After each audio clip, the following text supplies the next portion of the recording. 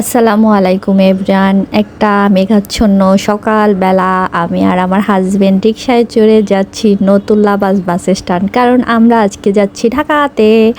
তো রিকশায় চড়ে যাচ্ছি, অনেক ভালো লাগতেছে, কারণ আমার জামাইয়ের সাথে রিকশায় চড়াটা অনেক রেয়ার একটা বিষয়। সে বাইক ছাড়া কোনো কিছুই চিন্তা করতে পারে না। তো তারপরে আমরা বাসে যাচ্ছি, কারণ বাস হলো গিয়ে ঢাকা যাওয়ার জন্য সবচেয়ে উপযোগী, যখন যাদের কাছে কার না থাকে। তো সমস্যা নেই, ইনশাল্লাহ হয়ে যাবে একদিন। তারপর এখানে বিরতি দিয়েছে, প্রচণ্ড ঘুম পাচ্ছিল, ঘুমে চোখ মেলতে পারতেছি না। তো এক কাপ রটি খেয়ে তারপরে এখানে আসলাম কি খাবো, কারণ আমি সকালবেলা কিছুই খেয়ে আসি নাই। আম্মু নাস্তা দিয়েছিল, ডিম পোচ, এগুলো কিছুই আমি মুখে দিতে পারি নাই, কারণ আমার এত ঘুম পাচ্ছিল, এত খারাপ লাগতেছিল।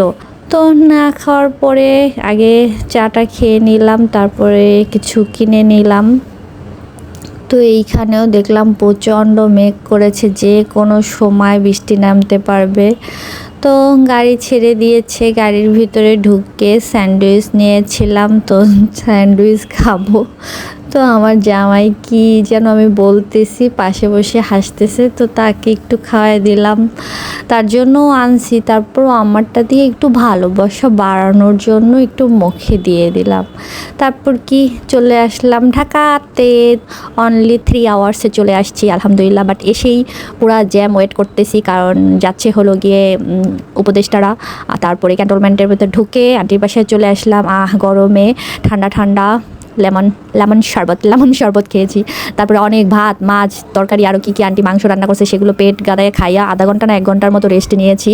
আমি কিছুই করি নাই, চেঞ্জ করি নাই। তারপরে চলে আসলাম সুলতান মামার ফুচকা খেতে। এইটা ঢাকার ভিতরে সবচেয়ে বেস্ট ফুচকা। যারা ঝাল পছন্দ করেন তাদের জন্য এটা একটা মানে কি বলবো, এটা পিনিক। আমার জামাই নিল মিষ্টি মিষ্টি ভেলপুরি। সুলতান মামার ভেলপুরিটাও অনেক মজা। আমি কখনোই ভেলপুরি খাই না, বাট ওনার কাছ থেকে আসলে একটা খাই। আমার জামাই খেয়েছে, সেখান থেকে আমিও খেয়েছি। তারপর প্রথমে বাটিতে দিতে বললাম মামাকে, যে মামা বললো যে হাতে দেই। আমি বললাম না, আগে বাটিতে মজা করে খেয়ে নেই, তারপরে হাতে খাবো। তো আমি আর আমার বোন আগে নিয়ে নিচ্ছি। প্রচণ্ড ঝাল, মরিচ, আমার এখনই মুখ থেকে পানি আসতেছে। খাওয়া দাওয়া শেষ, আমার জামাই আবার ডাবল শট দিতেছে, আরও 1 প্লেট নিল।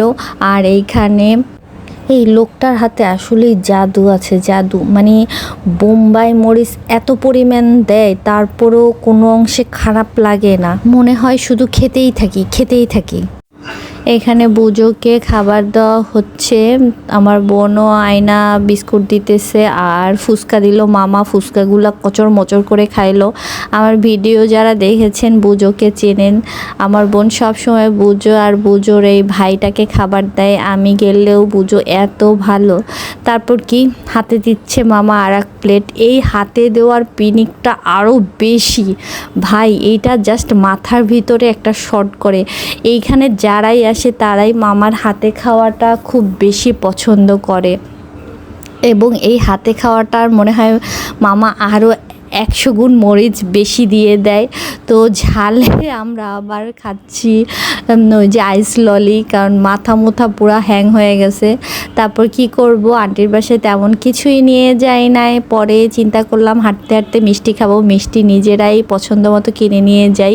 আর এটা হলো গিয়ে খালামণির ছাদ বাগানের পেঁপে, আমার জামাইকে গিফট করলো, বললো যে এটা তুমি নিয়ে যাবা। তো এটা আমি সত্যি নিয়ে আসছি বরিশাল। আজ এই পর্যন্ত, আল্লাহ হাফেজ। নেক্সট পার্টে আরও অনেক কিছু আছে শেয়ার করার মতো, সাথেই থাকবেন, পাশেই থাকবেন।